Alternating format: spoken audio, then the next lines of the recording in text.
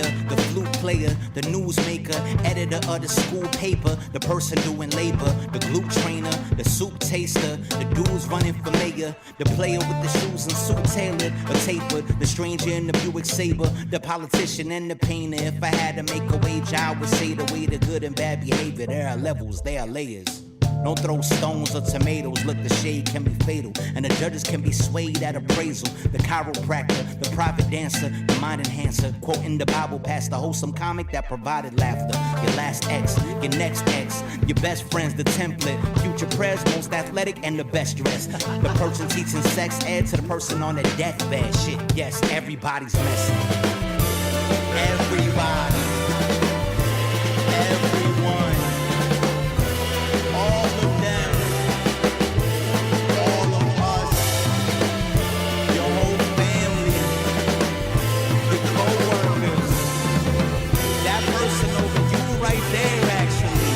Look, the brain doctor, the crane operator that sang opera, the person eating Maine lobster, the famed scholar, Dr. Brenner and Jane Hopper, your mama and your papa, like a neighbor, sage partner, the sex worker, the health worker, the wealthy surfer, the one that's supposed to nurture, the one that fixed the server, the one that won the merger, the one that go to church and tell you not to use the curse words, the earthworms, the clean freak, the OCD geek, the hypochondriac, the person working at the laundromat, the one that wanna rap, the combat vet, the posh exec. Many faces. You sick for this one. Sick for this one. Sick for this one. The thing about hip hop today is it's smart. It's insightful. The way that they can communicate a complex message in a very short space is remarkable. And a lot of these kids, they're not going to be reading the New York Times. That's not how they're getting their information. My hip hop will rock and shock the nation. Hip hop culture is more than music. Peace to you and speak the truth. Show 'em what peace can do when there is for you. My hip hop will rock and shock the nation. Rap is something you do. Hip hop is something you live. So hip hop didn't invent anything, but hip hop reinvented everything.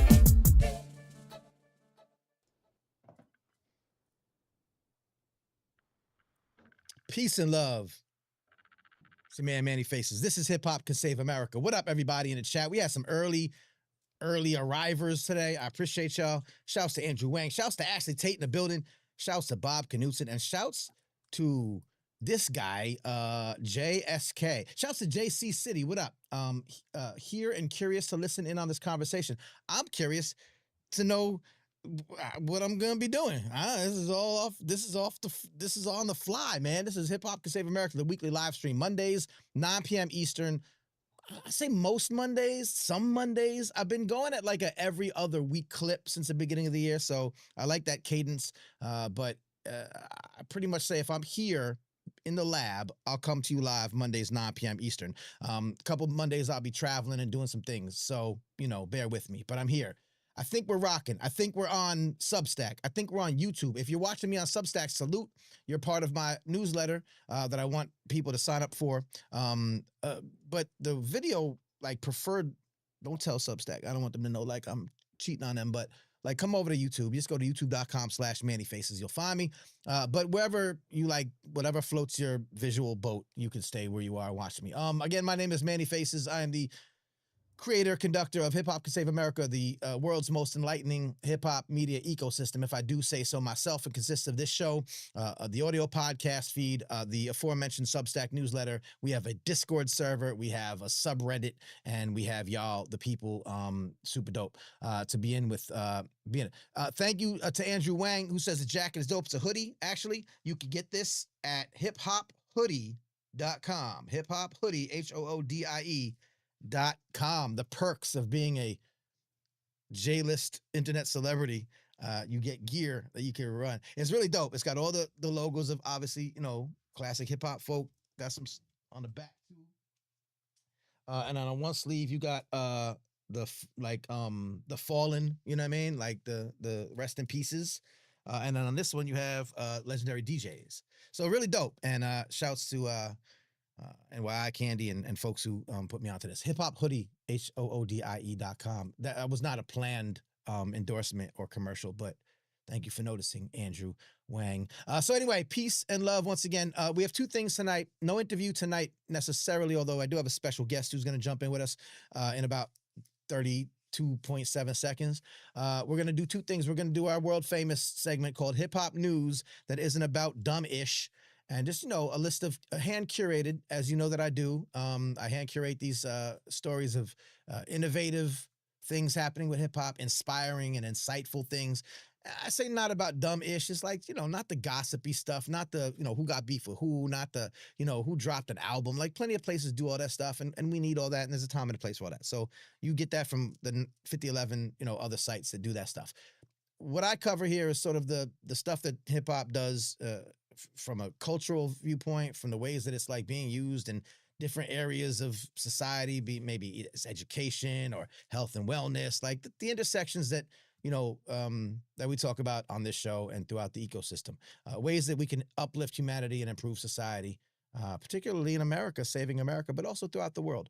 So those are the stories that we cover here. I post them in a newsletter. So once again, look, I'll change the banner so that subscribe at mannyfaces.substack.com. It's a Substack and I'm Manny Faces, so it's easy. Like it's to find. So do that. It's free, but you can support the movement, support the work by becoming a paid subscriber. But I don't gatekeep any content because I'm not a gatekeeper of content. So bong. So we'll be doing that, and then I'm going to preview a slew, rapid fire, because there's a lot of them, hip hop events that are coming up. I like to call them interdisciplinary events. So these will be like conferences, maybe on college campuses, festivals.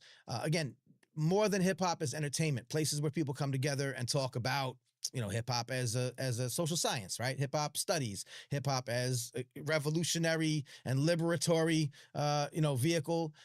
We'll be at the Black AF conference, where that is very much the theme.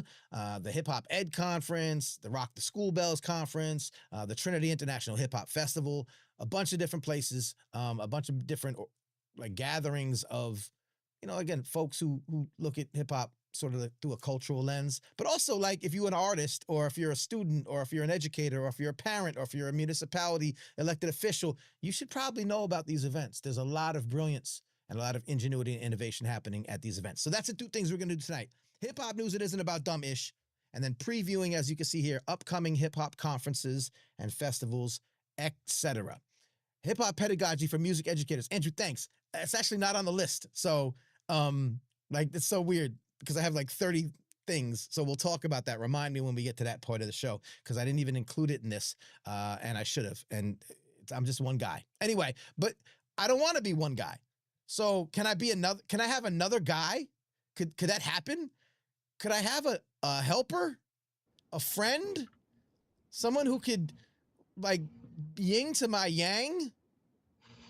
Let's see if my man Marmello can come to the stage. Silent motherfucking night. What up, man? Hey, what up? What up, brother? Peace What's and love. going on? If you Good caught the to see you. beginning of the show, Silent Night's song "Messy" with Pat Van Dyke was our intro tonight. So this is Silent Night. You probably know him if you know me, but if not, my man Silent Night. What up, bro? What's good? What's good? Good to be here. Thank you for having me. Of Been course. a little minute. I'm glad to be back. I appreciate you, man. So I've done this thing where, like last week, I actually had TK, TK, of course, TK Dutess, Yep. Tasty Quiche on. And we were interviewing her about her work doing citizen journalism with folks in Minneapolis and her new podcast, of course. But then she sat in on the hip hop news that isn't about dumb-ish segment. And so Okay. I said, that'd be pretty cool to do with other people. So that it's just Yeah. not me just blabbing all night. Oh, You know what I mean? I like that segment. I always like that segment. So Yeah. please blab with me as we get into a segment that I like to call Hip Hop News That Isn't About Dumb Shit. Yes, indeedy. So that being said, the world famous segment, Hip Hop News That Isn't About Dumb-ish, and we talk about a bunch of things that are happening out in the world of hip hop that we,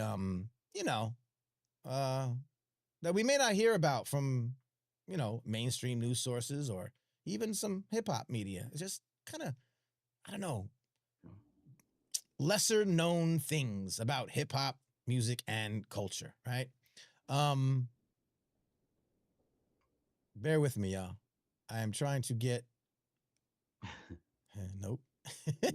I'm curious. I'm curious to see You and can't hear see. I know you can't see anything, but I'm what trying. There we go. Okay, I had to get the screen right. The whole magical, mystical setup that I have here. So we're gonna go through some of these things. These are stories that you'll find in the newsletter. Again, the newsletter that exists at mannyfaces.substack.com. I hand curate a bunch of these stories. Again, these are things you might not find if you're just perusing, hip hop media outlets or certainly mainstream media.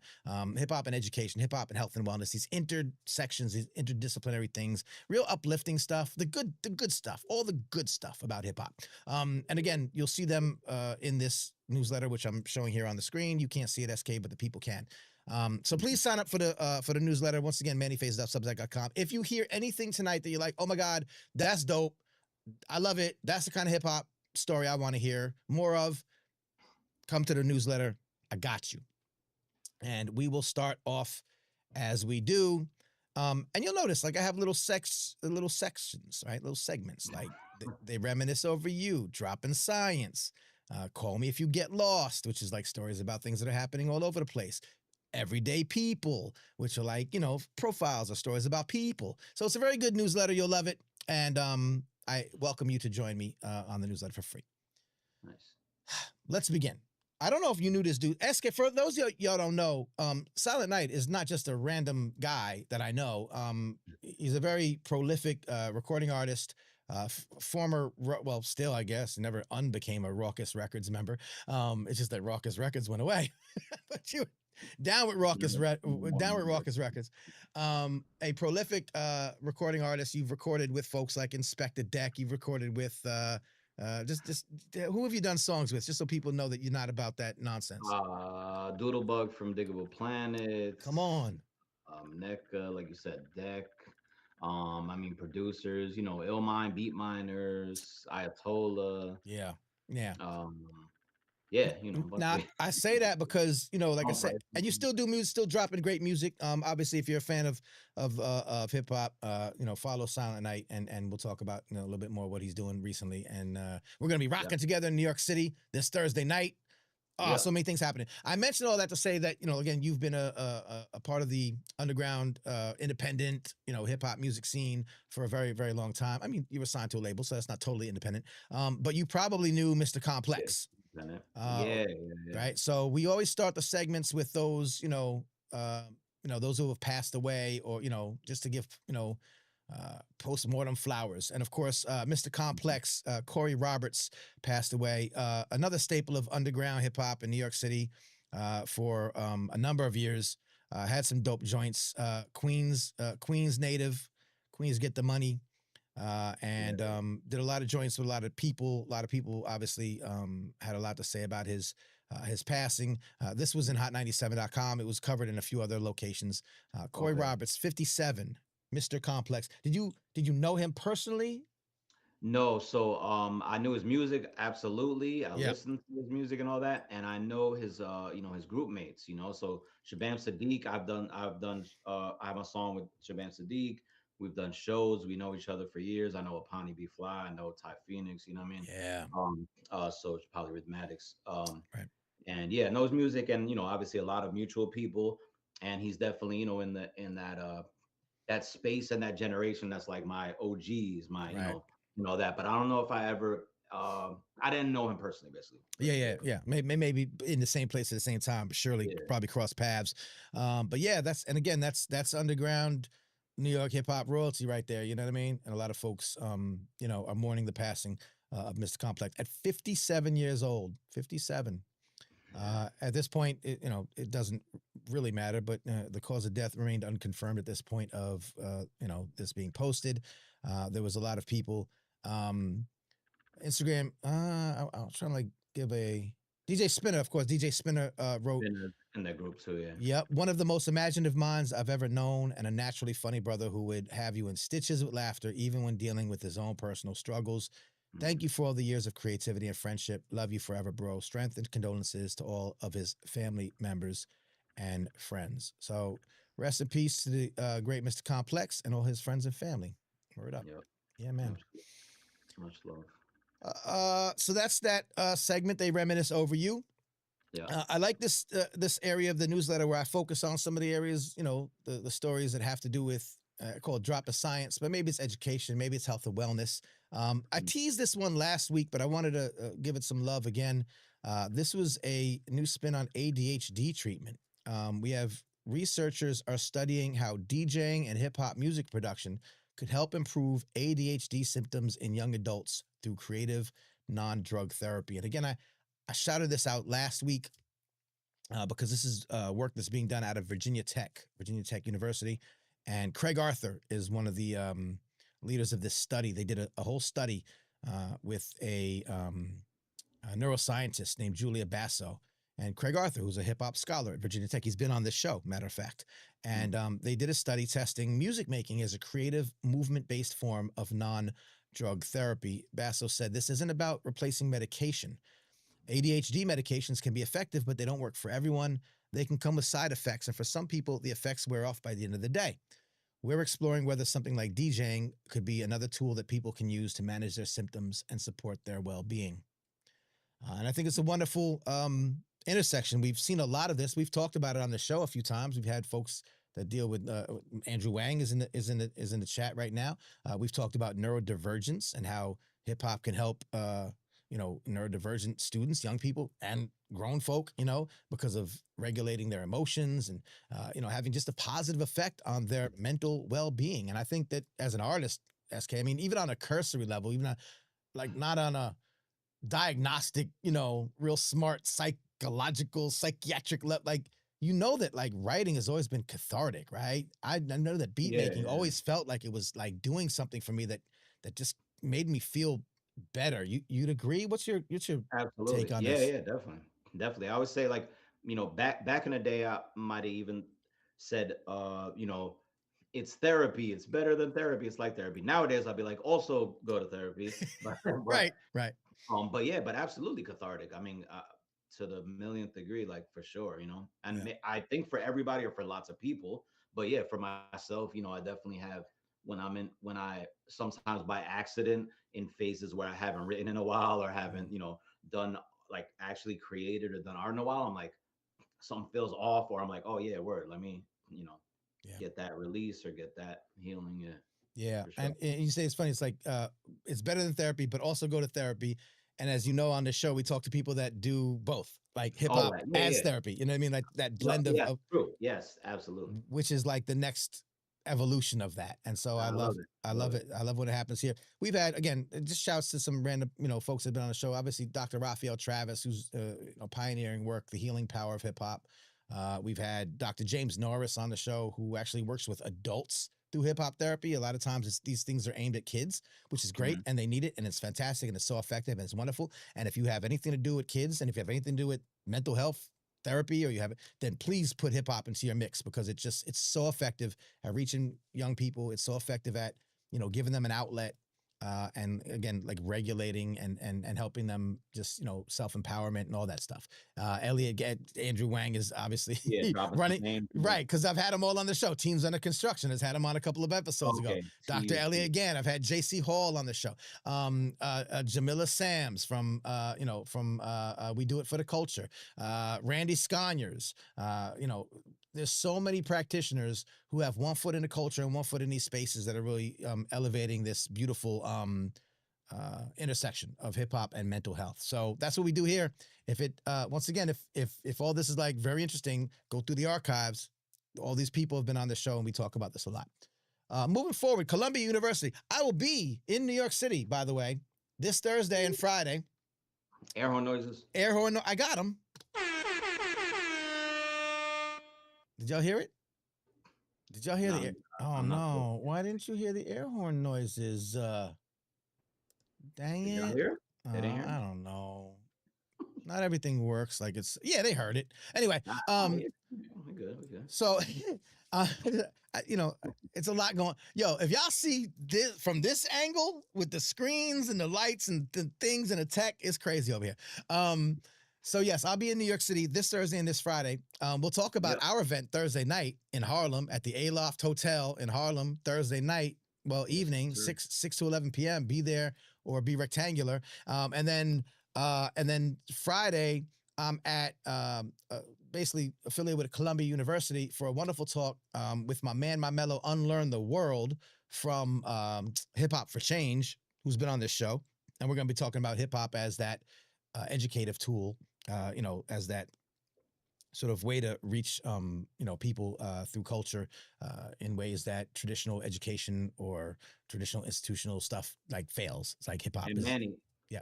is that Friday event you just mentioned open to the public? And what's the location? Or It's not okay, necessarily open to the public per se, but if you are in New York City and you're available between 3 to 6 p.m. on Friday, hit me up. You could find me, mannyfaces.com. You could just Google me, you could Instagram me, whatever, and I'll put you on the list. So it's not wide open to the public. It's a Columbia University event, but I'm able to bring some folks in with me. So if you are in Columbia, you want to see, I got you on the list. I know you're going to be there because we have been rocking the night before at the Aloft Hotel on Thursday night. So that all being said, this story is interesting. Columbia and NYU are teaming up for an event focused on indigenous hip hop decolonization and edutainment. This is part of a program at Columbia.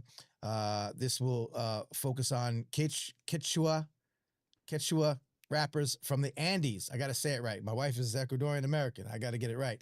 And we'll focus on the limited scholarship of indigenous hip hop. So again, this is part of the university seminars at Columbia University. The event is titled Indigenous Hip Hop as Edutainment and Decolonizing Practice. We talked to a lot of folks on this show, and we talked to a lot of people in our mix who are all about decolonization, baby, and as well they should be, and how hip hop has been doing this for a good long time.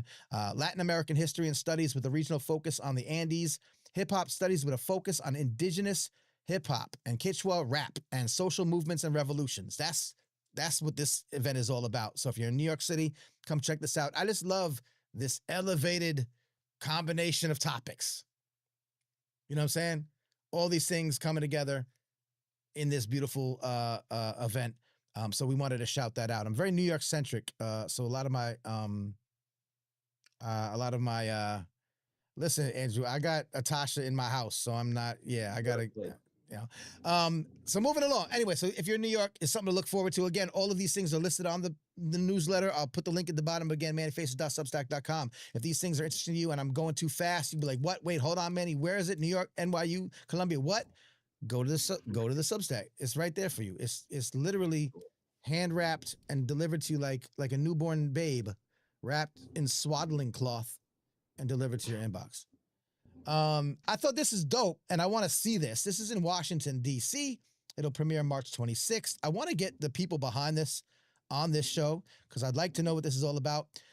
It is called Young John Lewis, Prodigy of Protest. It is a new hip-hop-based musical celebrating the life and legacy of the great John Lewis.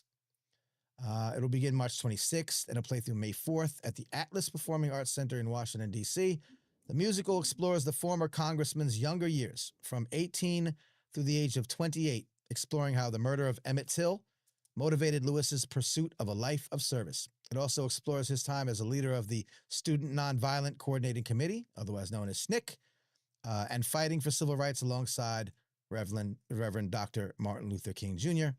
It's being produced in partnership with the John Lillian Miles Lewis Foundation and the John Lewis Legacy Institute. And music for the production is composed by Grammy-nominated musician Koyaki. So a hip-hop musical about John Lewis. I like it. I'm here for it. I'd like to check it out. So if you're in D.C. and you go see this, I'm trying to get these folks. I just found out about this the other day. So something to look forward to in D.C. Young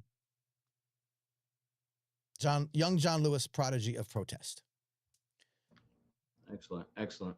Right? Hip-hop theater. Hip-hop theater, I love it. Did not start, by the way, or end with Hamilton. I'll have you know. Indeed. I will have you know. There was hip-hop theater before Hamilton. There will be hip-hop theater after Hamilton. Ain't got nothing to do with Hamilton. Regardless how you feel about Hamilton, just so that people know. Wisconsin, Bob Knutson is from Wisconsin. What? Wisco in the building. And apparently, I sent them this story actually when I found out about it, because we like to highlight when hip hop is being, amplified and showcased at traditional institutions. Wisconsin Historical Society for Black History Month. Hip hop exhibit has been expanded there. It's a little, I think it's a little news segment. Shall we watch it? Let's.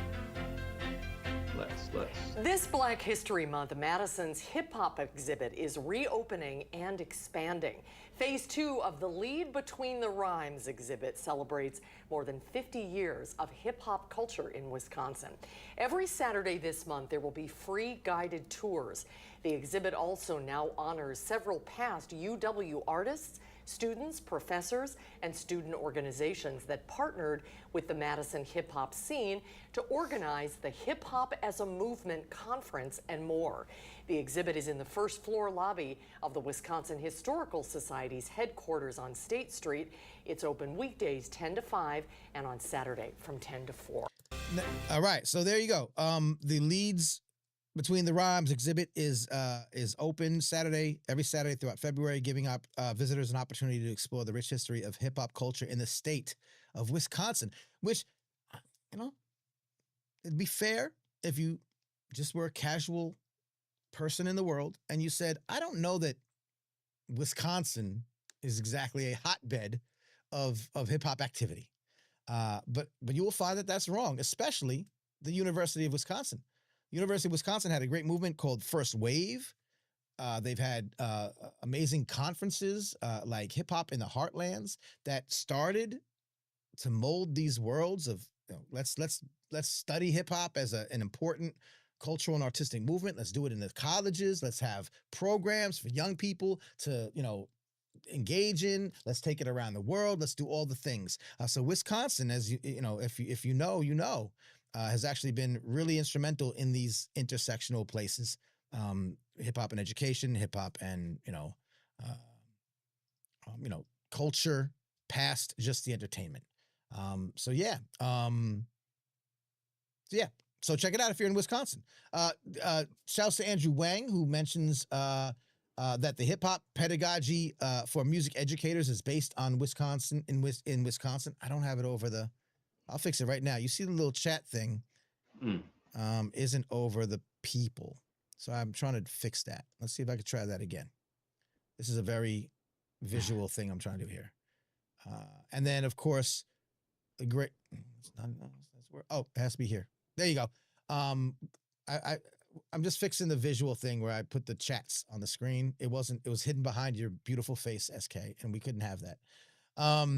Yeah. So again, Andrew Wanning's pointing out that the hip hop pedagogy for music educators is based in Wisconsin Music Educators Association. That's a conference that's coming up on February 26th, I believe, an online conference that'll be featured in the newsletter. So please check that out. Gloria Latson Billings taught at the University of Wisconsin. Gloria Latson Billings is a pioneer.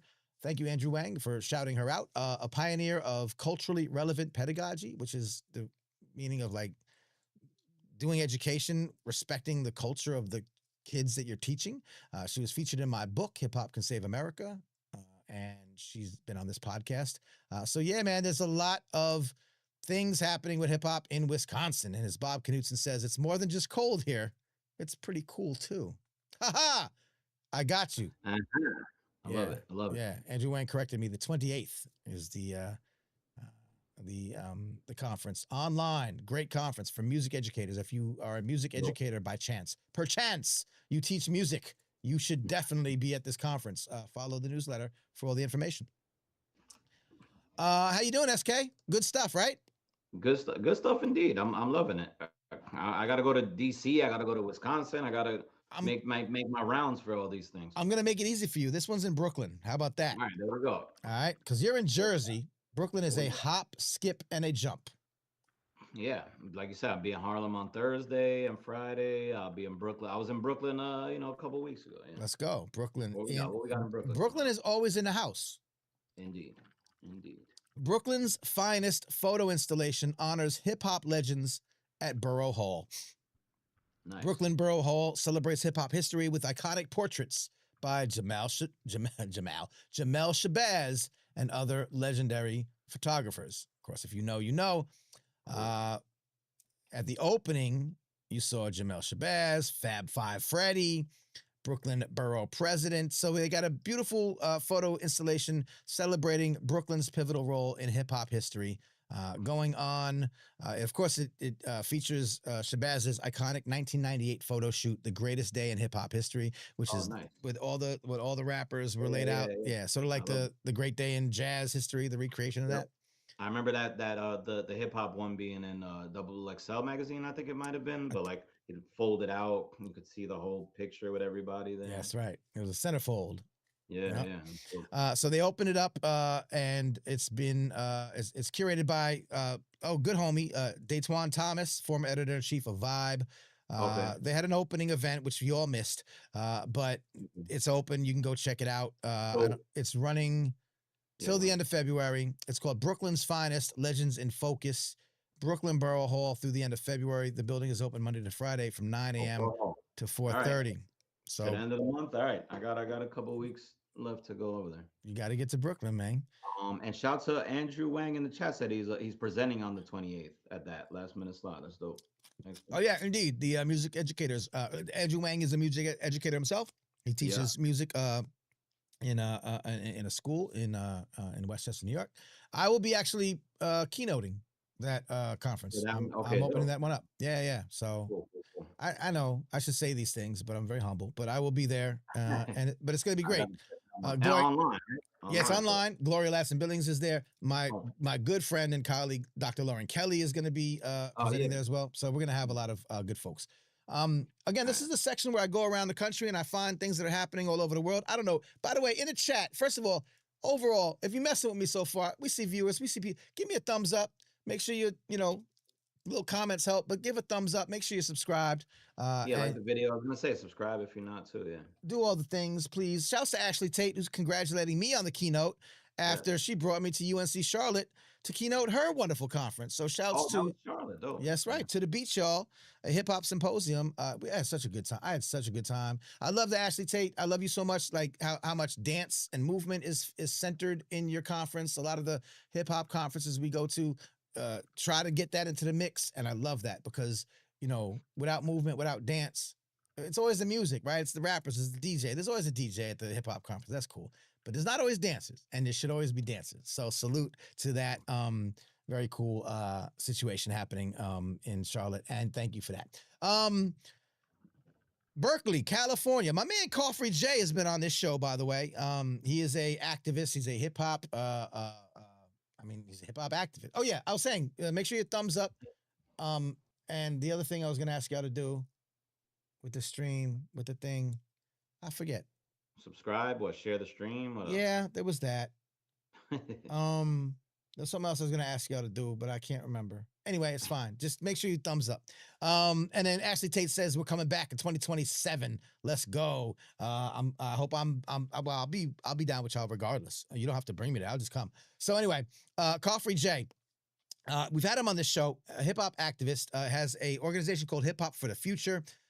They have now he's been doing stuff in the Bay Area for Berkeley for such a long time.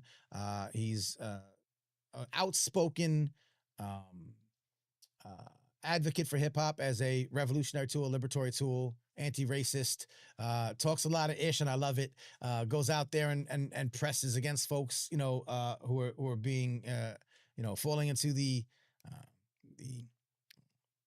oppressive movements that this country is unfortunately so well known for. Just a great loud mouth in a great sort of way advocate for hip hop. And now they have had a weekly event held at Club Cali, and it's hosted by his organization. He does a radio show out there as well. It's providing a space where MCs can write new work live and perform for a receptive audience. So it's sort of like a hip hop incubator and community space, right? Think of it as like, a Boys and Girls Club or YMCA for hip hop heads. And so I wanted to highlight this organization. It's Wednesday nights, 8 p.m. to midnight at Club Cali in Berkeley. Again, Coffrey J is the founder and owner of Hip Hop for the Future. They have, this was like someone running down a typical night there. 12 participants gathered in the corner of the bar, quietly strategizing. They had received the prompt weeks in advance. So there's like a prompt. There's like a little, creative exposition happening there. There's some money on the line. Oh, okay. There's a whole thing. There's a whole thing happening. So again, believe you me when I tell you that this is not just artists coming together to spit, and have fun or whatever. There's always a social justice undertone when it comes to Coffrey and his organization, Hip Hop for the Future. And SK, you're a perfect example of this. So many times I preach on this show and through all the work I do, like hip hop as activism doesn't have to look like a protest song. You know what I mean? Like it's cool when it does. And if it's authentic and if it's, not performative, it's whatever. It's great. But there's so many other ways that hip hop is keeping people civically engaged and community, organizing in a way through creativity, through space of, welcoming and safe spaces and ingenuity and all these things. And this is an example of that. I also want to point to you, sir, because in a similar way, the work you've done with the Innocence Project is something I always point to. Like you're an artist, you've done songs about all kinds of things, and some of them have touched on political topics or the way you feel about the way you see the world. You worked with me on the Newsbeat podcast. That was That's what I was thinking. a mix of journalism and hip hop, and you've worked with the Innocence Project. Just if you could, and I'm giving you the segue here, just because to see the Flow Lounge that Coffrey J is doing as like a space where people can come together and perform and be creative, but also like let's also talk about what we can do as artists, what we can do in these crazy times to make an impact that doesn't require us to be a superstar, doesn't require us to be on Billboard charts, and doesn't require us to be, Bad Bunny at the Super Bowl. We can still do something as independent artists, as voices of our community and as creative beings. What's your take on that? How do you view that as an artist? Like, how do I do what I can do in these times? I mean, I think it's important. I think it's something that, again, I feel like a lot of people struggle with. Sometimes, I struggle with it myself. And no matter how big or small, like your audience is, your platform is, or can feel like, sometimes it feels like, who am I, or what is my reach really? Right. I think it's important to keep that in perspective, like that you do have a voice, that people do listen to you, people do come to you, people are open, people see you, are like your rhymes, like your music, like your personality, like your, different stuff. If they see you online, then you do have a voice, you have a platform, Yeah. Or see you online or in person, of course. So that anything if you agree with something like that, or you want to give a voice to, or give some put it out there like that, it helps. It does help, Yeah. And just being in community with people like that. That sounds like a really dope event. And I agree. Even just learning, first of all, like through working with the Innocence Project and doing Newsbeat with you. Yeah. It would be an episode I would get, I would do my own research. I would read, I would hear the interview transcripts. I would, I Right. would listen to what you had so far in the episode, and I would learn new things too. Just all around, I think is a really, all this stuff is really cool. And like I said, we do have a voice, and we are, Yeah. use it. And I think like it's okay to be, again, not to say unorthodox, but and listen, for the next part of this show, once we're done with this segment, we're almost wrapping up. We got a few more stories to tell, but we're going to talk about hip hop conferences, like at academic, institutions. And there's always that tension of, does hip hop belong in in academia? Are they treating it right? Or is it being exploitative or extractive? And there's definitely, concerns there. But you've been to the Hip Hop Youth and Research and Activism Conference at Rutgers University. That's the one I was thinking of there. I've been to some conferences, especially that one, I was able to be there a couple of times and see other things there. I was able to even perform something or speak a little bit, so. Right. Yeah. And it's like your impact. So I would imagine, and I know this for a fact because you've talked to kids in elementary schools and in middle school, like as an artist, as a creative person, I know that we get this thing out there in the world where we want to see artists speaking out about the issues. And sometimes we rely too much on the superstar voice, man. Like, where's Ja Rule? What would Ja Rule do? He's getting into a fight on a plane. That's what he's doing. He's about to get his passport revoked. But Yeah. you're gonna say, I say, No, yeah, just what you were saying too about like not needing, not only needing or not needing at all the superstars and celebrity voice and all that. Yeah, same thing. I mean, even with Innocence Project, like they have ambassadors like Stephen Colbert, or like Whoopi Goldberg, or like I don't know. I was trying to think of another musician one, but like but huge, oh, the big guy from New Orleans isn't the John Baptiste. Baptiste. Yeah, Yeah. yeah, Yeah, so they have all that, you know what I mean? So I'm like, again, I'm like, oh, little old me, but like, we were able to, do some cool grassroots stuff with Innocence Project, me and Manny and Rodney Roberts and yeah. Termaine Hicks and, other, these are exonerees who I'm naming, Yep. who work with the Innocence Project and all that, and who were once exonerees, meaning, people that were locked up for something that they didn't do and they got out and exonerated. But yeah, we're able to do some really cool stuff with that. Again, online and in person, Yeah. and it matters and it makes a difference. I think. Yeah. Absolutely, 100%. So I don't want to. It's definitely a yes and. If our celebrities spoke out, if our celebrities Yeah. are funding, you know, movements or organizations or I don't know documentaries or whatever, great, yay. But it's a yes and thing, and I'm saying that the collective power of all the artists like you, SK, the work that I try to do, the conferences that we're going to be at, that I'm going to be at, that you're going to be at, that I'm going to discuss later. This work is being done Yeah. through a hip hop lens. It's absolutely being done, and it's making a difference because when you touch, or when you like speak to or in a room. I just did a community cipher at the Arca Center for Social Justice Leadership at Kalamazoo College in Kalamazoo, Michigan, and we had about I don't know 20, 25 people from the community. And we talked to, and shouts to Dr. Candace Lavender, who co-presented with me. And we had this beautiful cipher of artists, community members, students. We had this beautiful couple. They're in their 70s, white couple in their 70s that were there listening to us. We had people from churches in the area, and they wanted to know how hip hop, can help this cause, this overall cause of trying to make the world a better place, trying to right some wrongs, try to protect democracy if that's your thing. You know what I mean? And we were there to explain that all of these things happen, and all of these things are happening in a very innovative, exciting way through hip hop, through people that are in this world. So you're just an example of it. And again, Coffee J, shouts to the people that are doing this work, and that's what we're here for. And I want to say, yeah, thank you first of all for having me on tonight. Thank you for shouting me out and highlighting those things about me, but also just in general. That's one thing I love about the show, about the newsletter, and about the book that's out right now. Hip Hop Save America.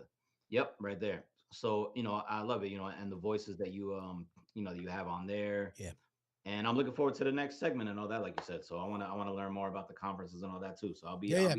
I'll be in the with y'all. 100%. All right, stick with me for like 2 or 3 more stories, and then we'll get to it. Yeah. Yep. Got you. Yeah. All right. A couple of again, this is hip hop. Let's play the thing. Everyone likes the thing when I say hip hop news that isn't about dumb shit. So there you go. Hip hop news that isn't about dumb ish. So here we go. Yeah. So, okay. Fab Five Freddy. We just mentioned him earlier. Got a big write up in the New Yorker. If you know the New Yorker, they'll write 900,000 words about someone. But I don't think that anyone in hip hop is probably more deserving of a 900,000 word write up than the incomparable Fab Five Freddy. If you know, you know. If you don't know, this is a person you need to know about. So I don't know if you're in hip hop and you don't know who Fab Five Freddy is.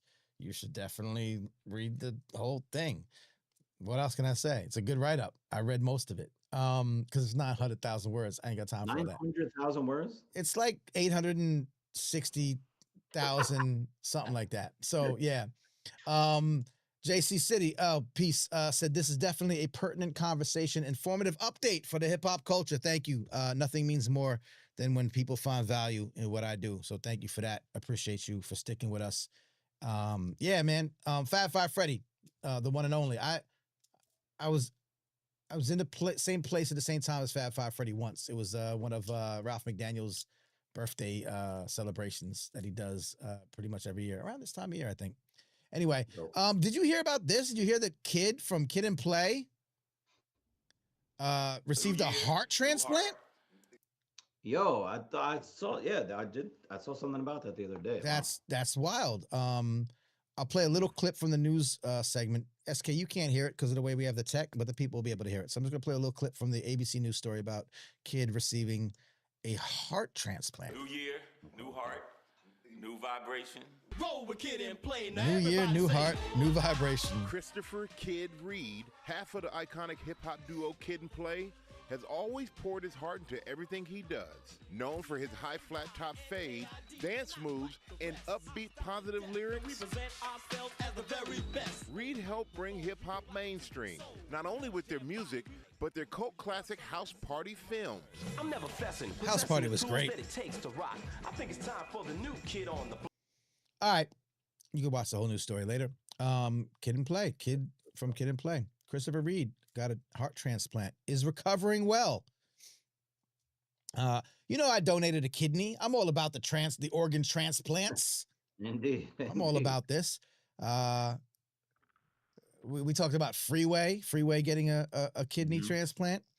So yeah, anyway, if you're an old school fan, you'd know Kid and Play, obviously, and iconic duo, iconic artists, and glad he's doing well. So there you go. Yeah, absolutely. Moving along, more hip hop news that isn't about dumb-ish. Great profile on this site that I never heard of, Epicenter NYC, about Sherwin Banfield, who did a bunch of really cool, again, New York, you might have seen these. These are sculptures that he's put together. He's a Queens-based mixed media artist, curator, and educator, quote, whose recent work explores journeys of identity and ancestry within his preferred subject matter, the human experience. But he's done a bunch of hip-hop related sculptures. This one here is in, I guess it's in Brooklyn. It says, "Sky's the Limit in the County of Kings," a tribute to Notorious B.I.G., a bronze, resin, stainless steel, winterstone, wood, audio, lighting, and solar-powered sculpture exhibit. This looks like it's in the middle of Brooklyn, bro. This is what's his name again? Sherwin Banfield. Okay. Yeah, last year we were looking into all those hip hop sculptors and visual art stuff and all that. Yep, Botanical Boombox in Brooklyn branch. A cipher in Queens. Looks like the this is steel, winterstone, cement, wood, patina, audio, and lighting. I'm showing them obviously to everyone here. Another botanical boombox.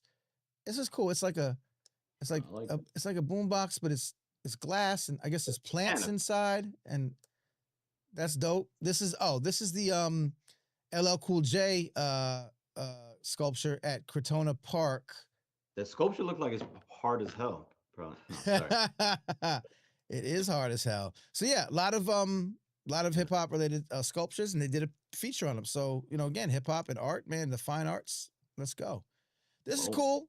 Nice, cool story about youngins. We had a couple of good stories about youngins last week. We talked about our friend Fuchs, Fuchs, and his daughter Aura V, who won the Grammy. Come on now, come on, kids. Yo, shout out to my man Mega Ran too. Him and his kid, and he was nominated. This year. That's right, Buddy. Mega Ran and Buddy, so Treehouse and all that. Buddy's Treehouse. So we had two hip hop heads in the children's music album category. You want to do any children's songs, man? I love it. What's that? You gonna do any children's songs? You should do some. Am I going to do? We'll see. We'll see. Okay. I mean, you've done polka, so you never know what this guy might do. I did that thing. I did this project, like this video with students in Norway before. That was great. And like you said, I've done that one. I don't know if I've done like a song or something. Yeah, we'll see. Okay.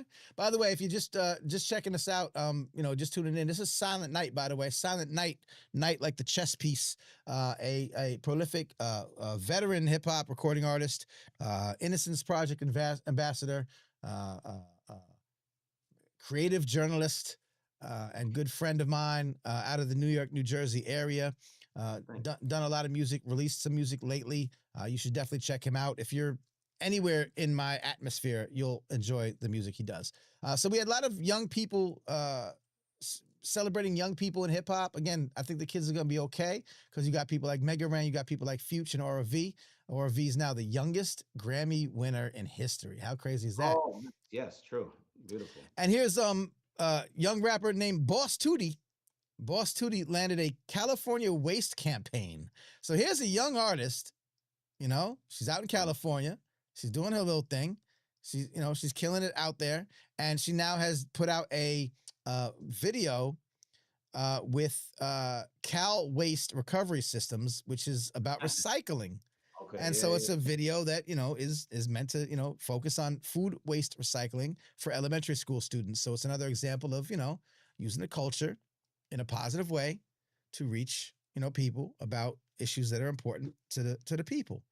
So shouts to Boss Tootie, who got herself a whole marketing campaign to talk about the importance of recycling. I like that. I love that. It. Two or three more stories and then we're out. They're very quick. We'll rapid fire. Here's an interesting story. I don't know if you know who watches the show. We might be fans of Christian hip hop. You know, I don't know. Word. Maybe. Yeah. You know, definitely. Gen Z. This is an article in AL.com, which I think is Alabama. Alabama's like, you know, statewide newspaper or whatever. Gen Z is turning to Christian hip hop in 2026. What's behind the move? So they're basically talking about in the industry. This is our industry section of the newsletter. I do kind of point to some industry stories, some stuff about the business. But there's been a jump. There's been a significant jump in the amount of people that are listening to Christian hip hop in the past year. It says in the first 30 weeks of 2025, on-demand audio streams of songs in the core Christian or gospel genre, which were also categorized in the subgenre of R&B and hip-hop, totaled 1.37 billion, up from 878 million during the same 30-week period in 2024. So there is a uptick in Christian hip-hop listenership. Hey, there's been even just for me, I kind of peripherally seeing there's been yeah, it seems like I kind of been seeing that like an upswing in like the numbers of people listening, like the artists that I've been even seeing. Shout out to my man Jared Sanders, dope Christian hip hop artist. You know, I know artists like Dayton from out here who was he was like a more of like a battle rapper in a way. I don't want to just say battle rapper, but he was a rapper. You know, it was like his voice was really grimy. You know, it would be like lyricism, but kind of street and other stuff. But he's a Christian hip hop artist now. I know Bodega Bams, who was oh yeah out here. He just recently I heard on his page and all that said that he's I think he's rhyming. I know he came out as saying, hey, I'm forgive me if I'm wording it wrong, but you know, I'm Christian now, or I'm, you know, this and that, like I'm saved and whatever, and like speaking on it at least and making videos talking about it. But he might be, for all I know, releasing music also now as that. But yeah. Oh, that's what's up. Okay, there you go. Some real on the ground evidence of this. So this is great. It says this year Christian hip hop artist, the Reverend Mike McClure Jr., who goes by Pastor Mike, and serves as the senior pastor of Rock City Church in Birmingham, hence the Alabama, scored his first Grammy Award nomination. Oh, wow. So we're getting some exposure in the music industry. It's introduced a new audience to his church's online streaming worship. You know, you get a Grammy nomination, people are going to pay attention to you. And he said in an interview, it's blowing our mind. Hundreds of thousands are starting to tune in. It's just a blessing. The music is opening up a whole new audience. So again, I don't know how many times I got to preach this gospel. Haha, pun intended. There is no aspect of life. There's no aspect of society that cannot be improved and uplifted and exalted and amplified and praised and worshiped better than when you incorporate hip hop into the mix. You do it authentically, you do it with intention, you do it with purpose, and you will, how they say, you will receive it back tenfold. I think that's the tithes thing, the paying the tithes thing. You know, fun fact, by the way, I'm not a practicing Christian, but I have been baptized. I am actually saved. I went to a Pentecostal church in South Jamaica, Queens. Shouts to the Greater Rescue Church of Jesus Christ on Guy Brewer Boulevard, baby. Damn, all right. I am saved and sanctified. I'm telling you. Anyway, fun fact. Real quick, there's a good. I don't like Rolling Stone because it's a what do you call it? It's a paywall, so I can't read it if you don't like. I mean, I can find. There's ways to get around it. So I don't like to always post. On the mixtape era. we're gonna dub it. And they did an interesting feature on Kid Miro, obviously, who is now the face of the Hot 97 morning show in New York City. Oh, that's right. Okay. Cool. It says here the newest morning show host at Hot 97 at New York's storied hip hop station Hot 97 is at the forefront of changing rap and media culture. He goes deep on his Bronx roots, Mayor Mamdani, and why he's not afraid to speak out politically. Okay, all right. So it's just a feature on the new face. Obviously, big news in the industry to see the pushing out of Ebro Darden and Peter Rosenberg and Laura Stiles from the Hot 97 morning show. It's been no secret. Those who followed me for years, I've been no fan of how Hot 97 has represented hip hop culture. Let's just say. Yeah, I wonder.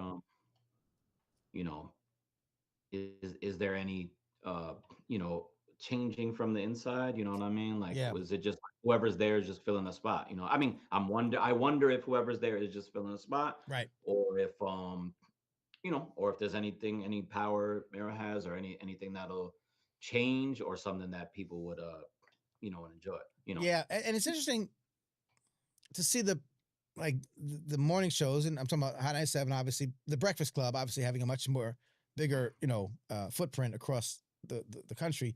And it's a conversation for a later time. But they've always tried to incorporate politics to some degree. In fact, Ebro blamed his political stances on him being fired, and from that that's show. True. I did see that too, yeah. And I never, sorry, I was just gonna say I never listen. I don't really listen to the morning show. I'm a proponent of Real Late, the Sunday night show. Sure. That will now the former Sunday night show that would play independent underground hip hop and all that. My music, friends' music. Absolutely. Despite my misgivings about the overall, landscape, Peter Rosenberg did New York hip hop particularly justice with Real Late with Peter Rosenberg's radio show. Absolutely, full stop. However, the rest could be debated. Word, yeah. Yes, I'm curious. Yeah, I'm curious. I don't even know. Did Mero start already? I don't even know.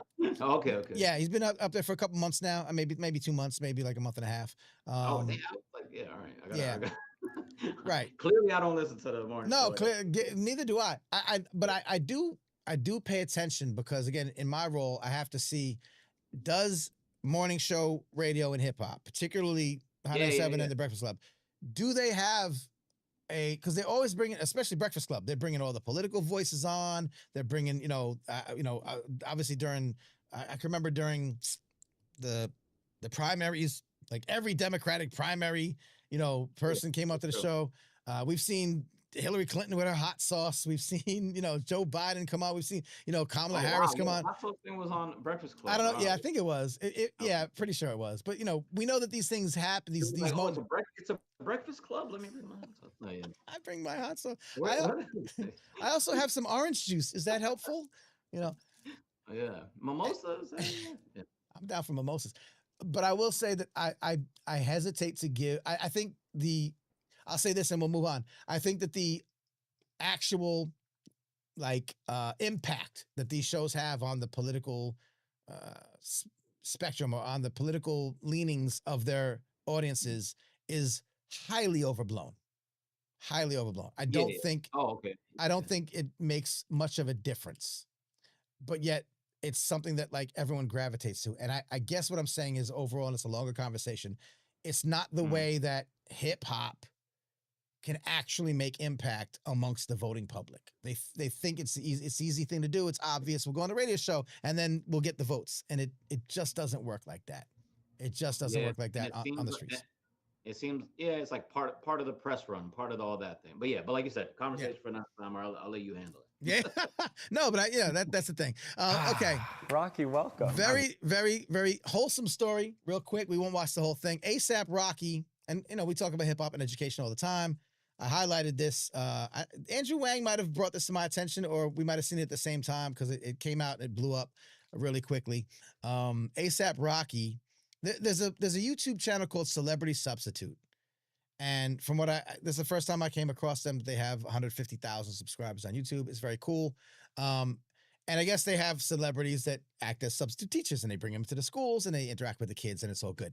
And ASAP Rocky went to his former class, his former school in Harlem, of course, Harlem kid, and went back to his classroom and interacted with the students there to bring basically, rap writing, let's do some rap songs. Let's work together. They built a recording studio in the school. It was a really wholesome and very cool video. It turned a lot of people on, I think, to the idea of what it looks like if you do incorporate hip hop into like elementary school or early education.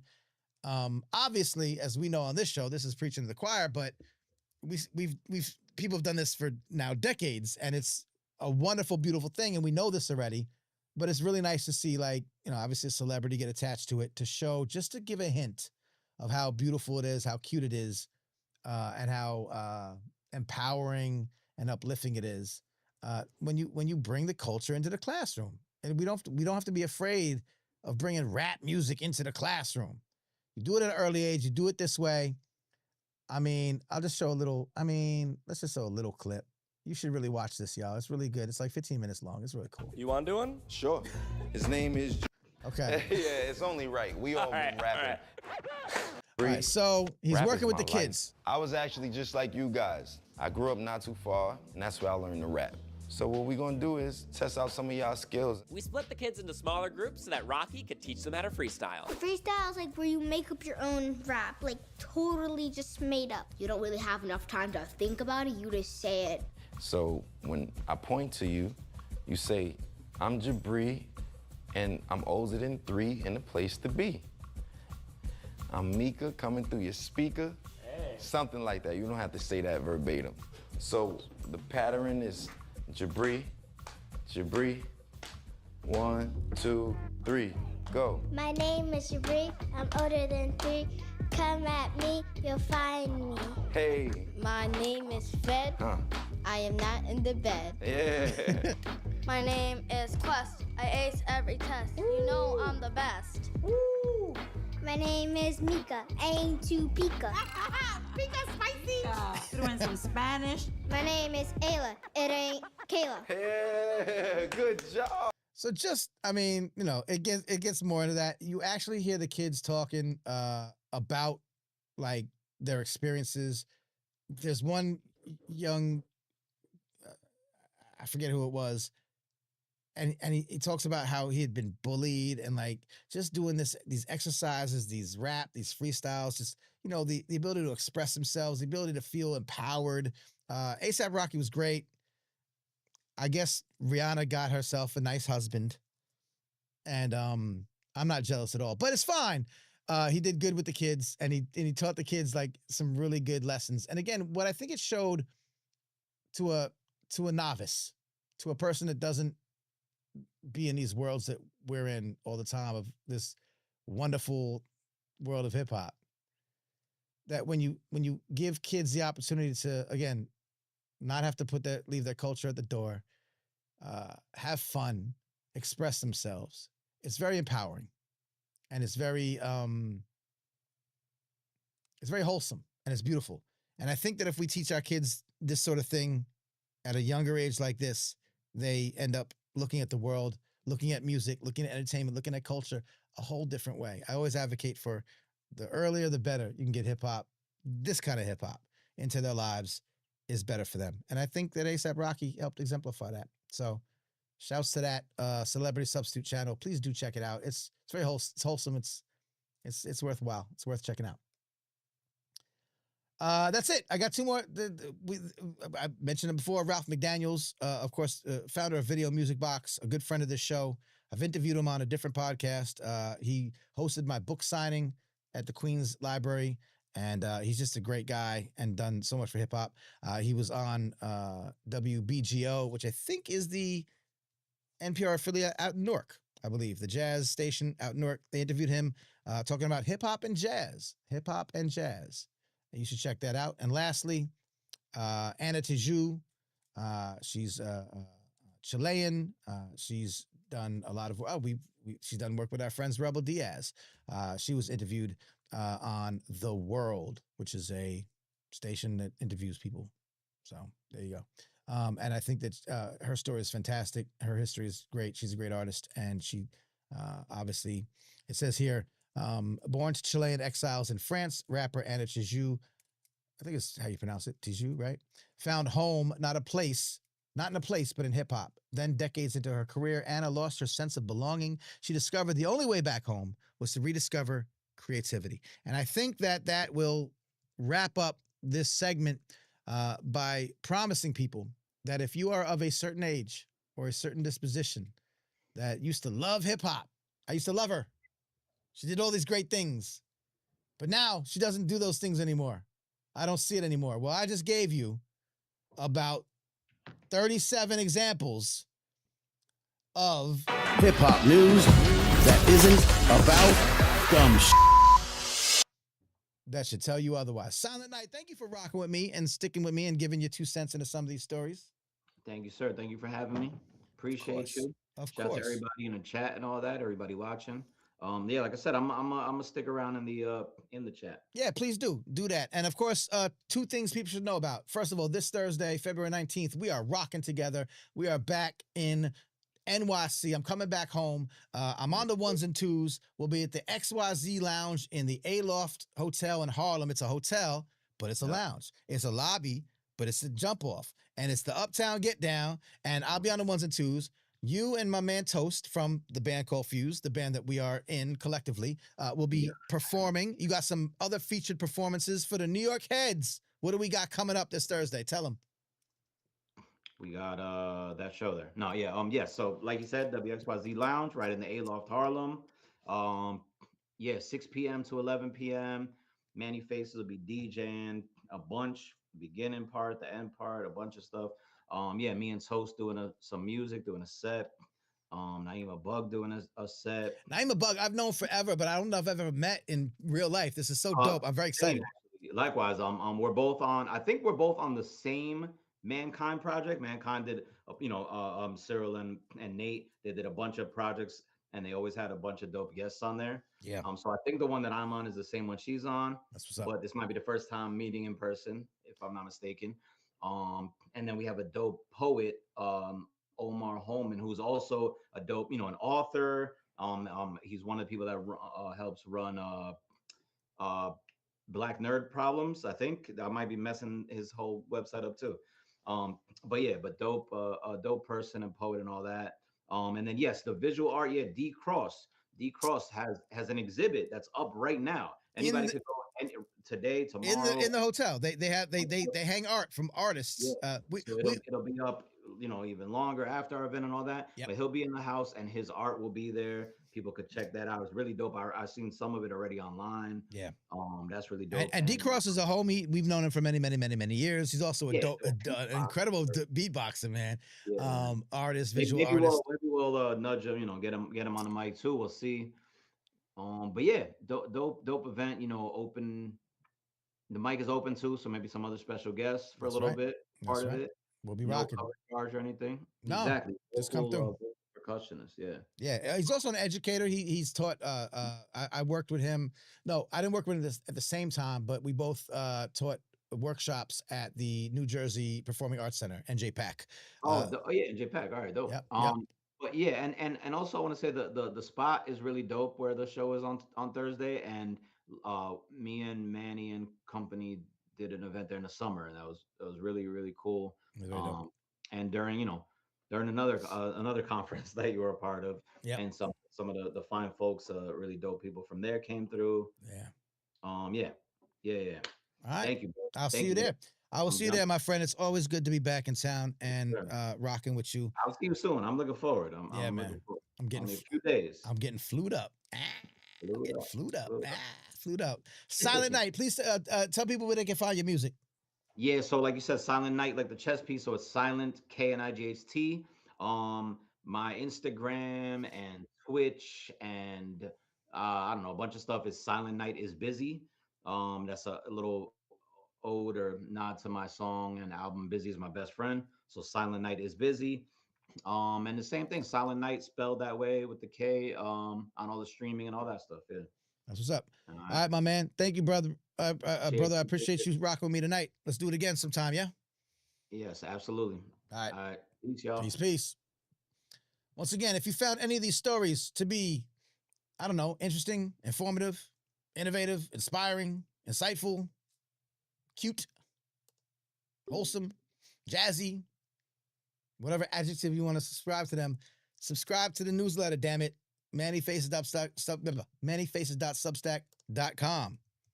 I'll put it in the thing. I got to type it live because I don't have Manny Faces. That's me. Substack.com. Come on now. Go there and subscribe to that newsletter. It's free. I'll give you gems like this all the damn time. So do subscribe for that. SK, thank you, my brother. And I will see you Thursday. Friday, we're gonna get into the next segment real quick. And I don't want to keep you up all night. But this is important information. But at the same time, I want you to know that this is not a public conference, so I didn't necessarily put it in this next segment. But I will be in town again Friday, the 20th, this Friday, at an event in Columbia. I'll be with my man Unlearn the World. He's from Hip Hop for Change, a very good organization out in the Bay. And we'll be doing presentations and talks and Q&A and discussion, mostly with students from Columbia, but it is open to the public, and I wouldn't mind seeing you there. So if you're in New York and you want to come out Friday, the 20th, from 3 to 6 in the afternoon, this really cool discussion about, hip hop and its, ability to educate and uplift and inspire and do all the things that we talk about in this show all the time, please just hit me up. Just hit me privately. I'll get you on the list and I'll get you in the room. And I'd love to see you there. So if you're in New York, you are my guest for this event. So hit me up. That being said, I want to preview. All right. So now we're all good. I'm going to have a sip of water. Is that okay? We're all good. Shout out to everyone in the chat. Shout out to Andrew and Wang, JC City, Bob Knutson. SK is now in the chat. Ashley Tate was in the building. UNC. What up, UNC? Charlotte, North Carolina. What up? All right, so now I want to preview some upcoming hip-hop conferences. Now, hold on.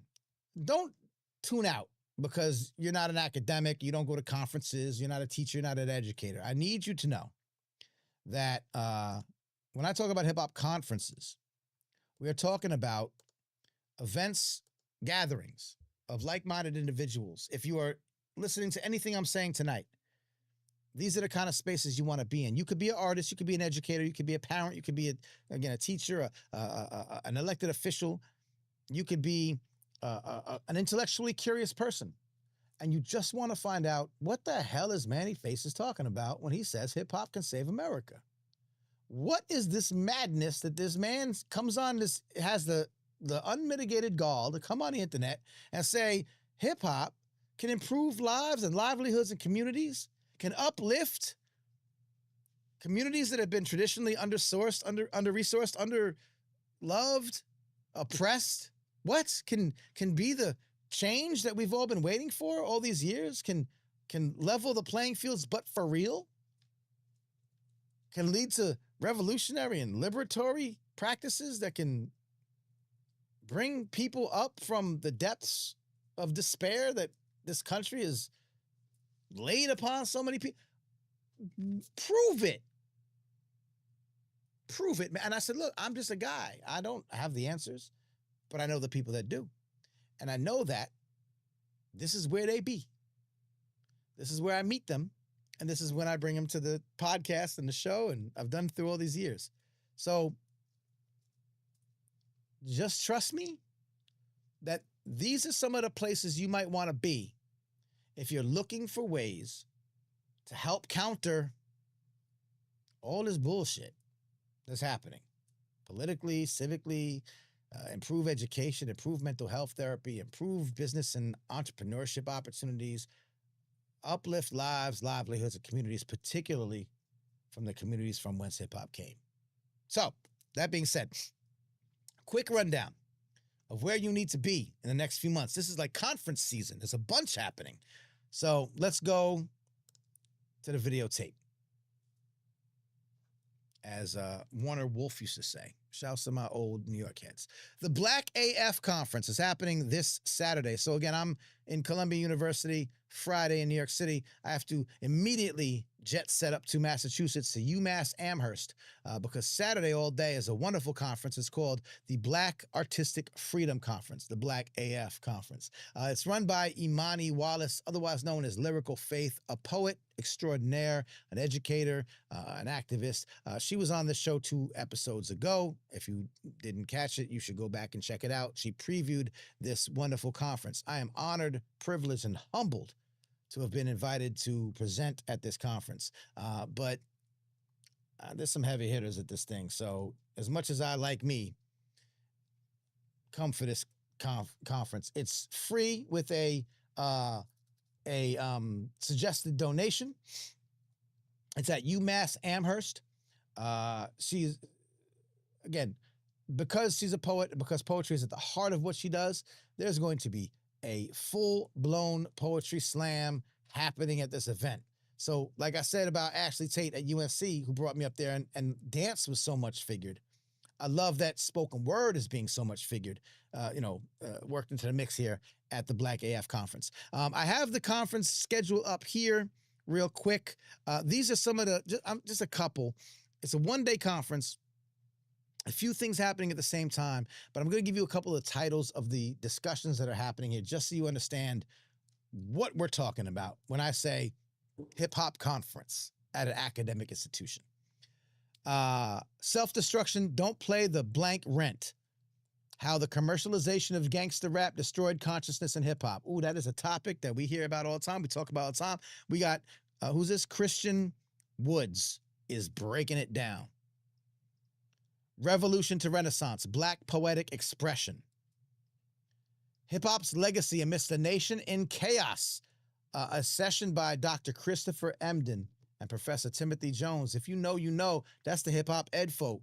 They're going to be here presenting. You're going to get OGs. You're going to get top-tier hip-hop education folk breaking it down. Hip-hop legacy amidst a nation in chaos. Remixing the archives, the Black Grassroots Heritage Preservation Network.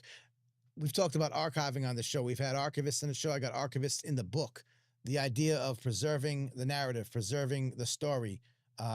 So many stories and narratives and oral histories are floating around about hip-hop pioneers, hip-hop folks that are doing this work. It is so important and necessary to archive them properly. And you have some people talking about that. My session will be in the afternoon. I called it Revolution Deferred, Hip-Hop Systems Change, and the Urgency of Now.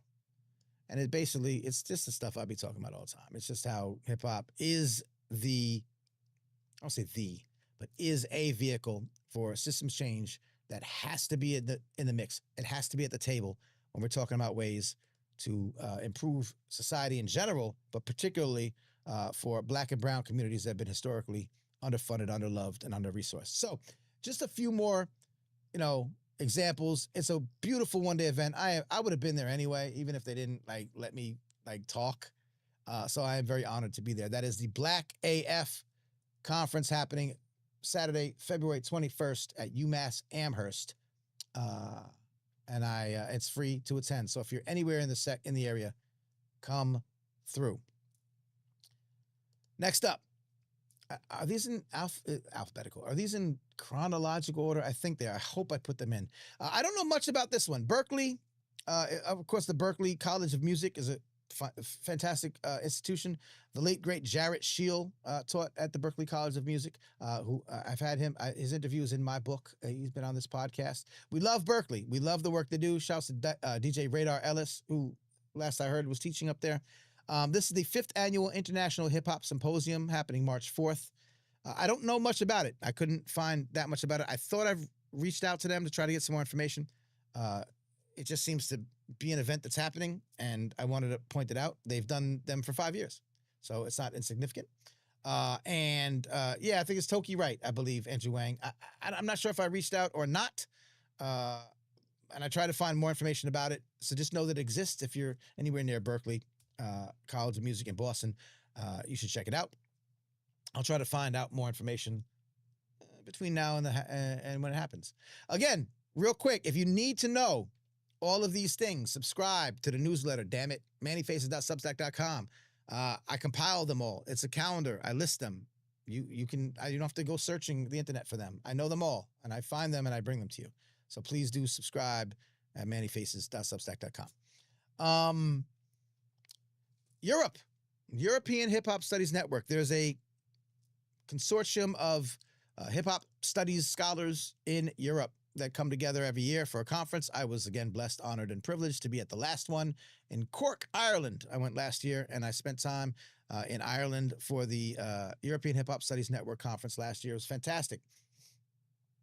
A really good time. I actually had good... That's where I hung out with Ashley Tate, who's from UNC Charlotte, even though we're in Ireland. So great. So, of course, definitely some folk from the United States all kind of go there, but it was really interesting to spend time with folks from across Europe and other parts of the world. South Africa was represented. We had people from Africa proper, because one of the things that we tend to do in the United States, especially if you're in these worlds of hip hop, education or health and wellness, or these intersections, we forget that there's a whole world out there. And just because we might have created hip hop doesn't mean that when we exported it out to the world, they haven't done amazing things with it. And so it is very, I'm a son of a sociologist, so I guess it's ingrained in me to just hear and vibe with people from other parts of the world and see how they're doing the thing that we do, how they're treating the thing that we, have. And it's very enlightening, and it's very good to be in conversation with them. I think it's a mutual exchange. So I'm very excited to be going to the Netherlands in March to be a part of this conference. I will be presenting. They have invited me to present there as well. Honored and privileged to just hip-hop take me all around the world, man. I'm just so blessed and excited for this meeting of the minds. Again, it's like the title of the session at the Black AF conference, right? This is about hip hop as being like a force for change in a world that's out of control. And this is the theme of the Hip Hop Studies Network. There's a theme of themes this year. Hip Hop Futures for a World on Fire. You saw the title of the Dr. Emden and Timothy Jones session, hip hop's legacy in a nation in chaos. Like, yeah, what does hip hop do? What can hip hop do in these times? And so this is the theme of themes that you're seeing across the world. Now, of course, last year I published a book called Hip Hop Could Save America, so I was already up on this theme of themes. But now, it's very vital that we talk about hip hop as this catalyst for real change. And again, if Black AF conference, they talking revolutionary talk. Hip Hop Ed conference, we'll talk about in a minute. Like, how do we, systems change in the education system? And that's the work that I talk about all the time. So I want you to know about that. In April, again, I don't know if these are in chronological order. I probably didn't put them in full chronological order. So if you subscribe to the newsletter, you'll see them all in chronological order, the way they should be. In April, the 20th annual, 20 years, Trinity International Hip Hop Festival is back at Hartford, Connecticut, at the Trinity College. They have done this conference for 20 years, not consecutive. I think there was maybe COVID or something else. Amazing conference.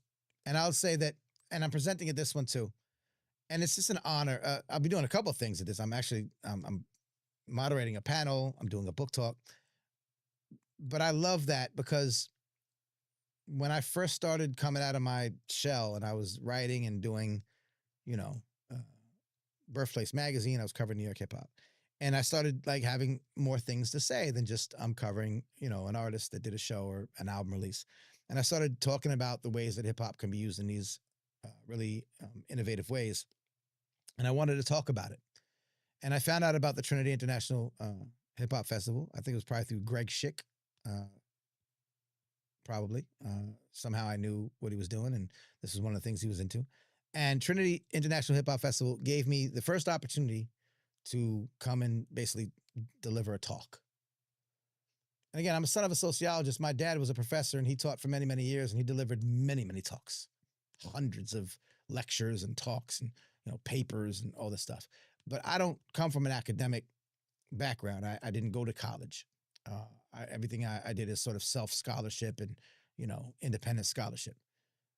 So when they welcomed me to speak among brilliant scholars and folks who are pure academics, but also these wonderful people that I love so much, they have one foot in the culture and one foot in academia, and they invited me to speak. It was my first time giving such a talk. And I'm just very honored and privileged because it has led me now to do many, many things, gone around the world.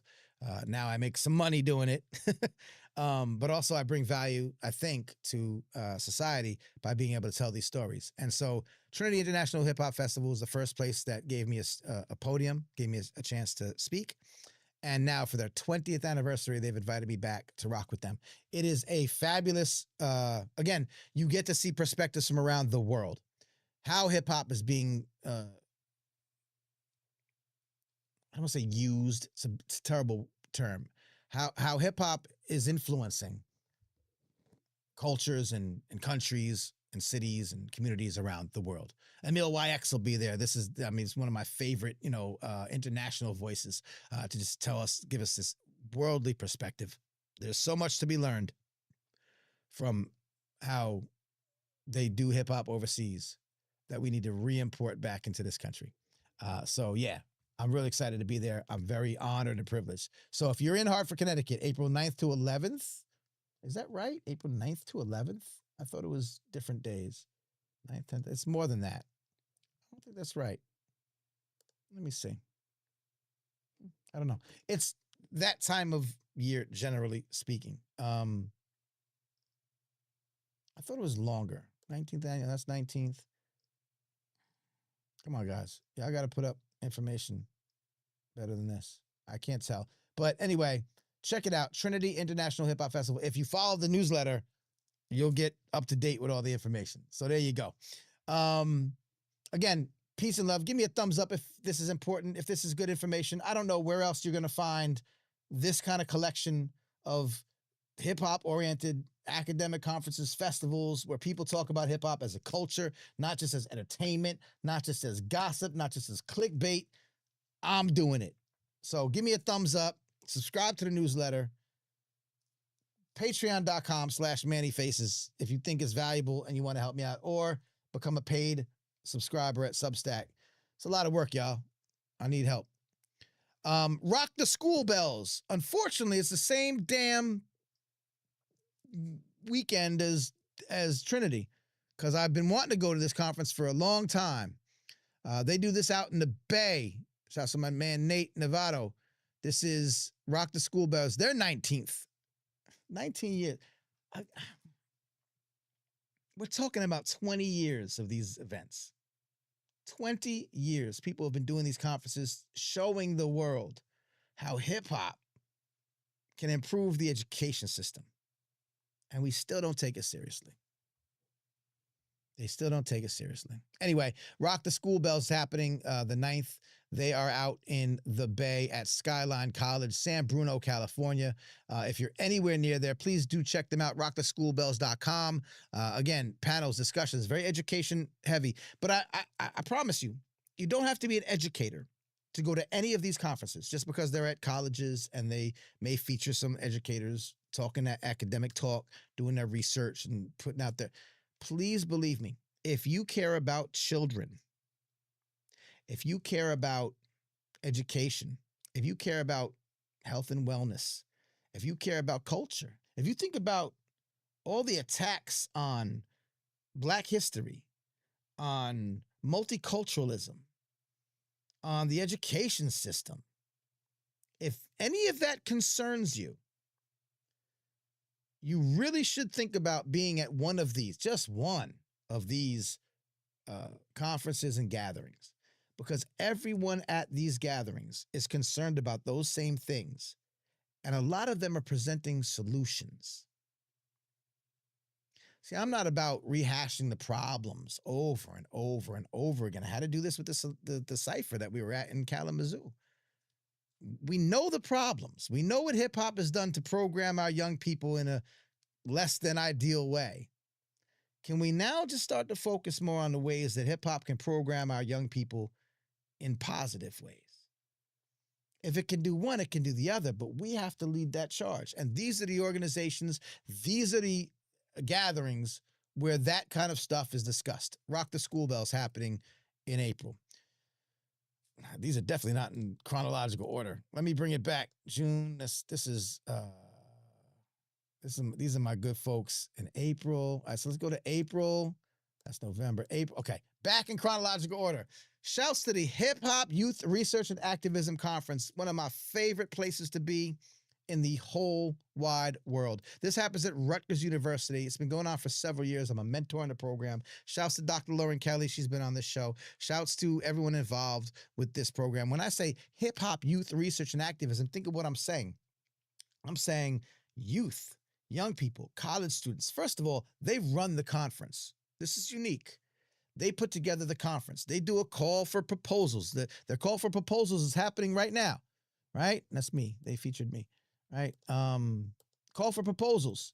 The theme this year, authentic intelligence, reclaiming agency and daring to dream beyond. Proposals are due by February 27th. So if you're an educator or you type person that submits proposals to these things, it is open right now. But when I say hip hop youth research and activism, we're talking about young people, college age students who run the conference. They do the call for proposals. They decide who's going to speak. They book the keynote. They book the space. They do all the things with some mentorship from us OGs that help, hold the hand a little bit. But the focus is on research and activism. So you have young people, college age kids, college age young adults, kids. To me, they're kids, but you know what it is. That are coming into their college age thinking about hip hop from a research lens, an activism lens, an advocacy lens, and then leading a conference to talk about it. Come on now. Shouts to my good friends at the HHYRA. So we missed the Zoom info session. It's happening April 24th at Rutgers. The proposals are open. Get your proposals in. I will see you there. I'm always there. I love rocking with these people. The other monumental conference in this space is Hip Hop Ed. The good folks of the Hip Hop Ed movement. Not just a conference, not just a Twitter, not just an Instagram. This was a movement. June 5th through 6th, always a good time. I had a great time last year. I was on a panel discussion. We had so many good folks there just leading so many great sessions. This is called Legacy Work, Hip-Hop Education in Response to a Nation in Crisis. Like I talked about, how can hip-hop education, which is their ballywick, I think it's the right word. It's a good word. Hope I use it right. That's their forte, hip-hop education.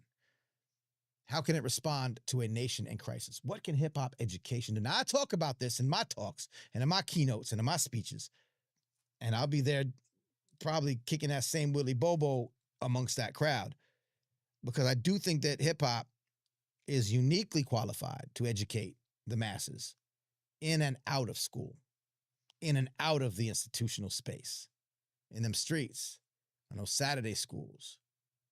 When the institutions block us, again, the attacks on Black education, Black history in schools. Well, where are we going to get that education? Well, I don't know about y'all, but I learned a lot about Black history, about Black inventors and Black ingenuity from a song called You Must Learn, KRS-One in 1989. So we know that hip-hop can teach us things that, they might be trying to squelch. So let's talk about it at the Hip Hop Ed Conference, June 5th through 6th. 2026, back in New York City, Teachers College at Columbia University. The call for proposals is open until March 9th. The greatest rapper of all time died on March 9th. So there you go. Check that out, Hip Hop Ed. Shouts to Chris Emden. Shouts to Timothy Jones. Shouts to Kate. What's her What's her fake name? What's her real name? I know her, Charlotte Michelle. I don't know about y'all. And then lastly, for this roundup, for now, because there will be more that pop up. And of course, I did mention, I don't know if you said it, Andrew, the hip hop music educators workshop online conference on February 28th, also for music educators. That's out of Wisconsin. I'll be keynoting that. Go to the newsletter, and I'll give you that information. That's online. So if you don't want to go to some of these places, but you say, okay, Manny, I kind of got what I'm kind of picking up what you're putting down. I want to hear from these people, but I don't want to go somewhere. I'm not near any of these places. Is there a place that I can go to besides your brilliant, wonderful live stream that you look so handsome every Monday night at 9 p.m. Eastern? Is there a place I can go, I could watch online perhaps, and get an assortment of geniuses to tell me the things you're trying to tell me so that I don't just have to believe you? I could actually see it for myself. Yes, the Music Educators Workshop Conference, we'll have that highlighted very much so in the Substack. So please do that. And of course, Andrew, I don't have the link. Andrew, if you have the link, put it in the chat, Andrew, if you could, for me. For the Randy Swigum and them folk. Lastly for tonight, my good friends at Howard University. I have rocked with them for several years. Howard University has now introduced a hip hop studies minor. They actually have a minor program in at Howard University. That's been implemented. They've done the Hip Hop Studies Conference for a few years now. I've been intimately involved with them, and I love them so much. It is now, save the date, November 13th to 15th. This always interferes with my Friendsgiving, so I'm going to have some trouble again because I had to go last year, and we had to switch our Friendsgiving to a different date, and it looks like that's going to be problematic again. So curses to my friends at Howard. But it is a fantastic. It's where the students come out, man. The students show out. They not only just, they perform, they speak their mind. I got to tell you, and I've said this 1,000 times, if you do not believe that the youth of today, when it comes to hip hop, have something substantive to say, are speaking about the issues of the day, are pro-democracy, are pro-black empowerment, are pro upliftment of society and communities and love, peace, unity, and having fun. Young people today in hip hop, I see it all the time. I'm on these social media networks and it kills me because I have to argue with people all the time when they say these things don't exist anymore. That hip hop is just the industry drivel that you see.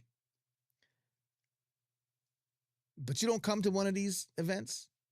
I see these college, I said kids, but college young people, young adults, flexing their intellectual muscles, flexing their curiosity, flexing their pushback on society, flexing in institutional spaces that sometimes push back against the pushback.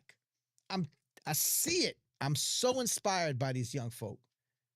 They will blow your mind. They will inspire you and tell you that, wow, not only are the kids going to be all right, they're only going to be all right if we do our part and support them. So be at these events, be at these conferences, be at Howard, November 13th to 15th. I'm not going to tell you no more. So there you go. There you have it. That's my rundown of important upcoming hip-hop oriented, what I like to say, interdisciplinary events that are happening around the country. From Black AF this weekend in Massachusetts, to Berkeley, to Europe, to the Netherlands, to Trinity, 20 years, to Rock the School Bells, 19 years, to the Hip Hop Youth Research and Activism Conference. Man, these young people will just, they'll fill your heart with pride. What are you doing? If you're an educator or a teacher and you're not in one of these spaces, I got to question how much you are intellectually curious to expand whatever pedagogical background you come into the room with. If you're not investigating hip hop as a pedagogical tool, it's decades in existence already. And it's got research and literature and all the things. But more than that, it's got the authenticity of practitioners in the same room with scholars, OGs in the same room as young people, people with PhDs and people without them, all there working together for the betterment of young people in this country, particularly those that come from communities from whence hip hop came, but also across the board. It's very universal. And these are the places where it will be shown to you and proven to you time after time. Hashtag Cyndi Lauper. I've been there. The only reason why I'm so passionate about this is because I be there. I've seen them. I made it my mission to be at all these events. And every time I walk away, I'm blown away by how much potential our youth have to use this music and culture that we love, that we came up on, that people from our age group invented to make the world a better place, to possibly save America and maybe the world from all this other stuff that's going on. Yeah, I think it's possible, but it won't happen if we're not here supporting these folks. So please check these events out. Subscribe to the newsletter so you stay connected to these things. Nobody else is giving you this. Thumbs up if you think it's valuable. Subscribe to the newsletter. Throw a little subscription, $7, $10 a month, whatever it is now. I forget what I price it at. This takes work. This takes time. This takes effort. Every little bit helps. So thank you for contributing. Thank you to our members, our paid members. There's a few of them in there. Andrew Wang is a supporter. Miss Obando is a supporter. Thank you. SK is a supporter. Silent Night. Thank you for joining me, Silent Night. But yeah, I'm here doing this work. I'm putting it out there for you. Please go to these events if they're anywhere near you, if you can get there. If not, spread the word. Spread the word about this. What do I do? This live stream. Give me a thumbs up, right? Make sure you're subscribed, all the things. That's about it. I think we're going to head out. It's been a long night. Gave y'all about so much good information. Once again, I'm in New York City. NYC, I'm back. I wish it was warmer. Y'all killing me. Y'all killing this Black History. Oh, can I say one thing? By the way, a lot of the stories that I showed tonight was like, oh, Wisconsin thing doing hip hop exhibit for Black History Month. I'm booked and busy this month, February. Black History Month. Hip hop. Black history. America is Black history. The other 11 months of the year are Black history. Hip hop is important 11 months out of the year besides February. Please, if you're with an organization, please, if you're with a school board or if you're with a museum or a library or whatever, sure, have your Black History Month content. Do all your programming. Do that. That's fine. That's great. November is Hip Hop History Month. If you need another month and you have to tie it into something, November. November's fine. March is what? Women's History Month. There's plenty of women in hip hop. There's plenty of lessons to be learned from women in hip hop. There are hip hop programming ideas you could do throughout the year.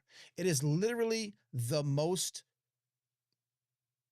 ubiquitous social and cultural art form, culture thing, lack of better terms, in the entire world.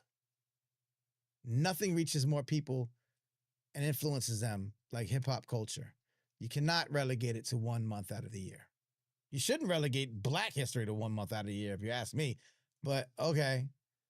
But hip hop needs to be in your institutions on a regular basis. It needs to be at the core. Once again, shout out to the Arcus Center for Social Justice Leadership at Kalamazoo College in Kalamazoo, Michigan. They brought hip hop into the mix. They are a social justice organization, and they recognize how important hip hop, music, and culture is to that mission. You cannot have social justice in America in 2026 if there's not some part of your core strategy to interrogate, investigate, welcome, place, and involve hip-hop. I'm telling you, you can't do it without it. Not entirely, not properly. You're doing your cause a great disservice. So thank you to the Arcus Center, and thank you to anyone else who wants to bring me to your center to talk about exactly what I just talked about this whole hour and a half. It's necessary, it's important, it's effective, and it saves lives. It saves lives of our kids, across the board, but most importantly in the communities from whence hip hop came, who need it the most. So don't believe me. I'm just a guy. Who are you, Manny? Who's this guy telling me these things? Okay, cool. I have 120 episodes of this podcast. You can go back and listen to everyone I talk to, and you will be convinced. I got 12 conferences and festivals and gatherings that you can come to and talk to 30, 50 people each time, and you'll be convinced. So don't tell me it can't be done, but don't tell me you don't have a part to play. You do. You're a parent, you got a part to play. You're an educator, definitely got a part to play. Elected official, please, good Lord, listen to what we're saying. Nonprofit leader, absolutely. Come holler at me. Let's talk. Anyway, I'm back am I back next Monday? I'll be back next Monday, but I'll be just coming off that trip. So whether I do a show, only God knows. Tune in and find out. But if you're subscribed, you'll get notifications. I'll be dropping some clips from this show. So if you didn't catch the whole thing, make sure you're subscribed and got notifications on, and you'll see when I drop them so you can check them out. Other than that, thank you so much for spending some time with me tonight. It's so beautiful, and I'm so humbled that anyone pays attention to me. Oh, shoot. What up? PR-ism chosen. What up? What up to the family in the spot? Haven't seen you in a while. Glad you're good. I saw you've been doing some Zoom chats. By the way, put in a link in the chat. Feel free to advertise. I can't always make them. My time schedule is kind of crazy, but I appreciate that y'all doing like your part over there. I see it. I recognize it. I respect it. We all do our little part in our own little worlds. Let's combine again when we can and maybe do some joint things. Let's keep it going. That being said, shouts to everyone who's tuned in tonight. Andrew Wang, Silent Night, thank you for kicking it with me during hip hop news. Hip hop news, it isn't about dumb-ish. Miss Obando, I see you, and I'm going to see you in a minute. And everybody else. Ashley Tate, yay, Ashley. Thank y'all so much. I appreciate y'all. Please just spread the word. Sign up for the newsletter. It's really the best thing you can do if you haven't already. And if you have, share it, man. Just send it to some people who you think might be, cool to be in our little ecosystem. Not so little. Actually, a growing ecosystem, if I do say so myself. All right, that's it. I'm tired. Y'all tired. We'll catch up next week, if anything. If you're in New York City and you want to come to the Columbia event on Friday the 20th, hit me privately. I'll put you on the list. Come hang out with me. And then Thursday night in New York City, I'm rocking. We are turning up 6 p.m. to 11 p.m. Aloft Harlem, the XYZ Lounge inside the hotel, inside the Aloft Harlem. It's a beautiful place. Artwork. My man D Cross, his art is on exhibit. Silent Night, Toast, gonna be performing. Naima Bug, gonna be performing. I forget the name of the poet. Gonna be performing. Open mic, artists, yo, you spit a little something, you sing a little something, get on the mic. It's always a round robin, let's go. We cipher it out. We'll be there Thursday and Friday in New York City, and then I'm at UMass Amherst for the Black AF Conference, and then I'll be back with y'all here in the lab sometime after that to speak about all the other things that are happening. This is Hip Hop Can Save America, y'all. Thank you for rocking with me.